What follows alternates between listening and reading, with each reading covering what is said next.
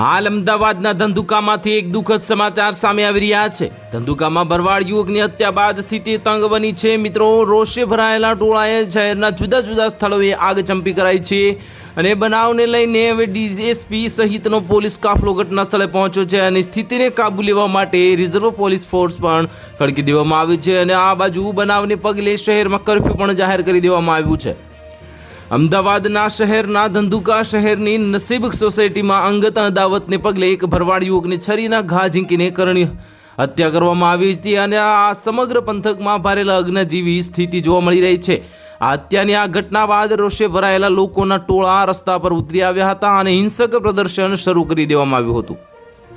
ઉશ્કેરાયેલા ટોળાએ આસપાસની દુકાનોમાં આગચંપી કરી હતી, જેના કારણે આકાશમાં કાળા ધુમાડાના ગોટે ગોટા જોવા મળ્યા હતા। સ્થિતિ વણસતી જોઈને જિલ્લા પોલીસ વડા સહિતનો પોલીસ કાફલો ઘટના સ્થળે દોડી ગયો હતો। આ હિંસા પરના કાબુ મેળવવા અને કાયદો વ્યવસ્થા જાળવવા માટે વહીવટીતંત્ર દ્વારા તાત્કાલિક અસરથી ધંધુકામાં કર્ફ્યુ જાહેર કરી દેવામાં આવ્યું છે। પોલીસ હાલમાં હિંસક ટોળાને વિખેરવા અને પરિસ્થિતિ પર નિયંત્રણ મેળવવા પ્રયાસ કરી રહી છે અને સ્થિતિને કાબૂમાં લેવા માટે રિઝર્વ પોલીસ ફોર્સ પણ ખડકી દેવામાં આવી છે।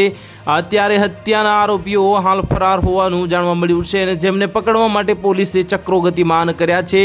તો હાલ માટે આટલું જ। મળીશું નવી અપડેટ સાથે। જો તમને વિડીયો પસંદ આવતા હોય તો વિડીયોને લાઇક કરી દેજો, ચેનલને સબસ્ક્રાઇબ કરી બાજુમાં આવેલા બેલ આઇકનને દબાવી દો, જેથી તમને આવા સમાચારની અપડેટ મળતી રહે।